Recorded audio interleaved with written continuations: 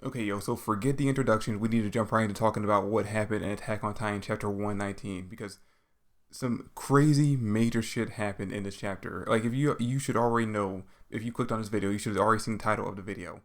A major possible death. You already know just off of that something major happened in this chapter because all right, we got let's see, two confirmed deaths in this chapter, one possible death, and a whole slew of people who might as well be dead. And before I even get into what happened in this video, or what happened in the chapter, I want to say if you haven't read chapter 119, go read it first before you watch this video or any other video talking about the chapter. Go read it because this what happens in this week's or in this month's chapter is so intense, so major, and so like important to the series that you do not want to get it spoiled to you by some video. You want to experience it firsthand for yourself by reading the chapter first. Then come back to this video or any other video you want to watch talking about the chapter. But yeah, okay, so, like I said, spoilers ahead. If you haven't read the chapter, go read it. Otherwise, if you're at this point in the video, I'm going to assume you don't care about spoilers. So I'm just going to jump right in. So, Aaron possibly died at the very last page of the end of the chapter. Gabby shot off his head. Which, alright, so I knew with everything else going on, once we found out the whole, time shifters can only live for 13 years after they become a time shifter thing it became clear. I knew the writing was on the wall for Aaron. I knew that meant that in a series like this, where there's not really going to be that happy of an ending, like you can understand there being somewhat happy ending, but you can tell that not every character, even the major characters, might make it out long enough to get a happy ending. AKA Sasha. Sasha absolutely didn't get a happy ending in this entire series. But I knew that once we found that out, that Aaron would most likely end up dying by the end of the series. But I did not expect him to die by getting his head shot off. Now, there's no confirmed death in the chapter, although, getting your head shot off should mean a confirmed death. Aaron should be on the floor right now dead. But we've seen a lot of crazy things in this series up to this point. So there is a slight possibility for Aaron to live. Now, as far as I know, just because even though he does have the regenerative abilities of a time shifter, once your head gets separated from the rest of your body, like any damage done to your head or to your brain specifically, should negate your ability to heal and should basically kill you. But it's Aaron. We've all seen that he has like special properties. Like he has the plot armor. But it is Aaron. He has more plot armor than any other character in the series or any other character I've really ever seen up until this point. So it wouldn't surprise me at all if he survived. And there was actually something introduced a few chapters ago that actually could lead to him surviving. Basically, when we saw a few chapters ago when Zeke was supposed to die, we saw that little girl who many people are theorizing is actually the spirit of Ymir, the first time shifter, the one that they all reign from, or the one they all are descendants of. Maybe the way that she came to Zeke when he was about to die and healed him magically. Like, I don't know exactly how she did it, but however she healed him, there's always a possibility that she could do the same thing for Aaron. Because I'm assuming that the reason why she healed him is because she has some kind of plan for him. She wants Aaron and Zeke's plan to succeed, or at least she wants the two of them to be able to enact their plan.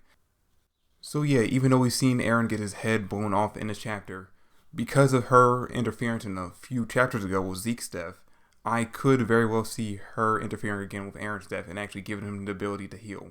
Now, it will be major plot armor. Don't get me wrong, that would be major plot armor, but at least it's something that was established earlier on, so it was not that bad. But still, your head got blown off. I kind of suspect that Aaron is completely done now, and we have the chance for anyone else to come and pick up his abilities because we have a whole slew of Titans now, which, let's jump into that real quick. Zeke activates his ability, or activates the Howl, which turns everyone who ingests his spinal fluid into Titans. So characters like Commander Pixis, yeah, he's gone now. He's turned into a Titan at this point.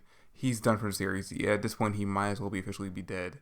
Because as far as I can remember, and as far as I am aware of in the series, they have put forward the idea that the only way, if you were turned into a mindless Titan like they all were in the chapter, the only way to turn back is to devour someone who holds a time shifter ability. Any person who has 1 to 9 time abilities, if you eat them, that's the only possible way for you to turn back into a normal person, to be able to shift back and forth between human and time form. Actually, you know what, that being said, I do remember when we started the whole 4-year time skip, when we got introduced to that war that Mario was having with that different country.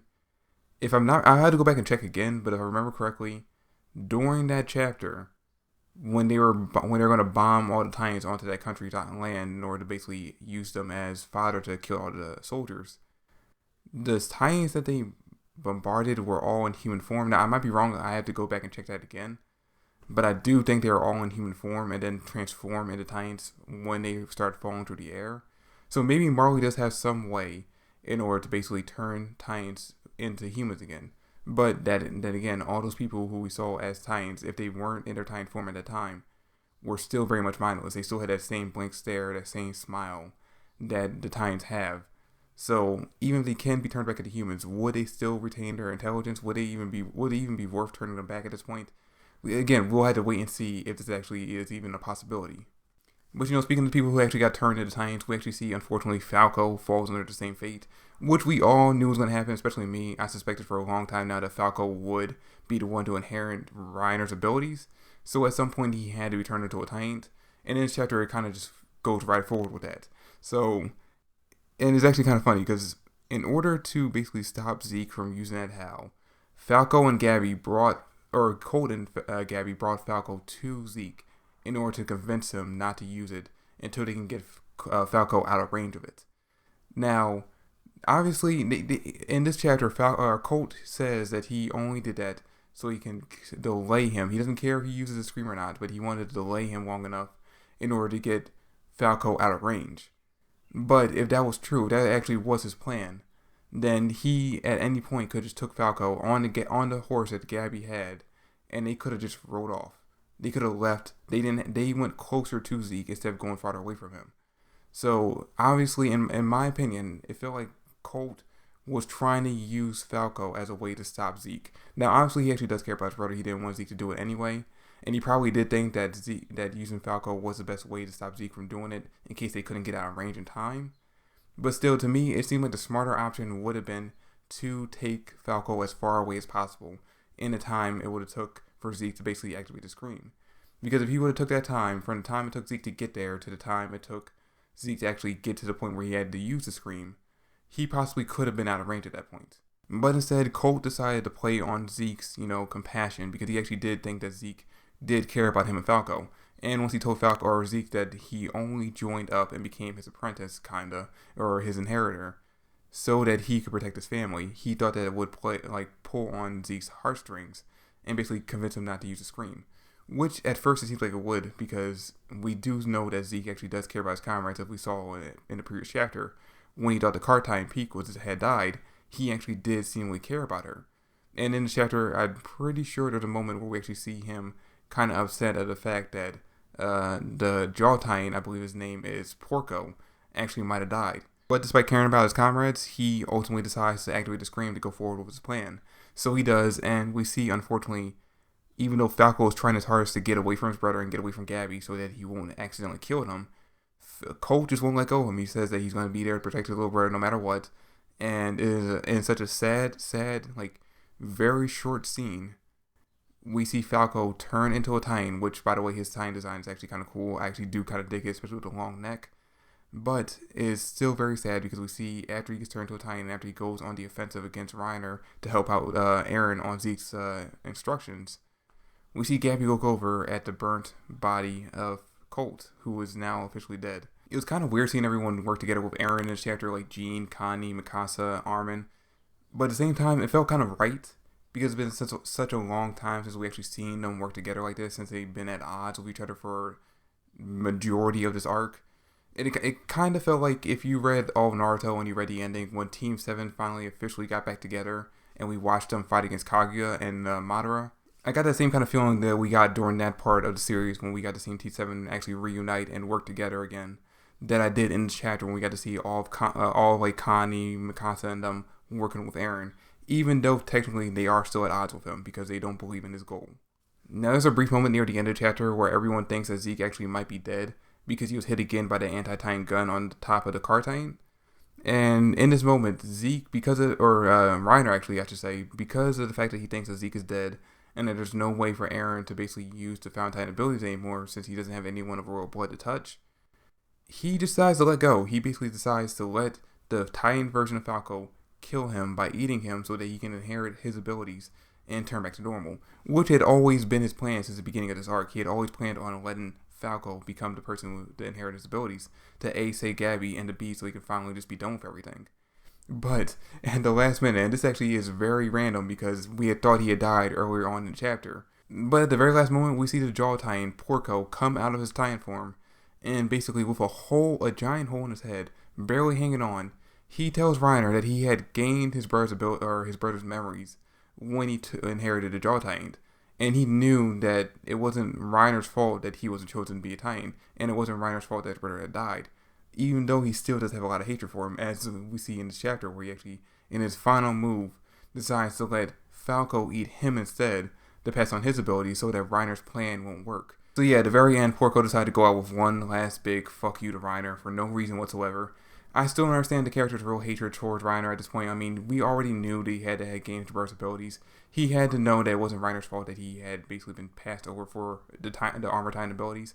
But still, his hatred for him just kept going, and to the point where he didn't even care if he died as long as he could fuck over Reiner at the last moment. But anyway, ignoring that, we see basically that now that Porco is dead, obviously Falco's going to inherit the abilities. Reiner's pissed off because he didn't want the Porco to die, because he wanted to protect Porco. He wanted to protect his friend's little brother, and B, he wanted to protect Falco by letting Falco inherit his abilities. Now that plan's out the window, he's pissed off. He starts actually swinging at Eren, and this is when he notices that Eren had actually escaped from his Titan by using the hardening ability to create like an outer shell of his Titan form, and then starts running towards Zeke. And then we get back to what I mentioned in the beginning of the video, where basically we see Eren get his head sniped off by Gabby using Colt's gun. And basically, like I said, I don't think Eren is going to die in this moment. I'm pretty sure, because we already established it early on with Zeke, that Ymir is going to step in and actually use her abilities as the first time to basically heal him in some way. I don't know exactly how she's going to do it, but she's obviously going to heal him in some way. Because in my opinion, Ymir has some kind of plan for the two Jaeger brothers. But guys, that's pretty much it for the video. Like I said, we had 2 confirmed deaths, Colt and Porco in the chapter. Eren is possibly dead, like I said, not likely. And we have pretty much everyone from Commander Pixa to a whole bunch of other soldiers. All might as well be dead because they have been turned into mindless Titans. But that's it for the video, guys. Thanks for watching. I hope you enjoyed. If you did, drop me a like, subscribe to the channel. I greatly appreciate it. Comment down below your thoughts and theories, and I'll catch you guys next month. Peace.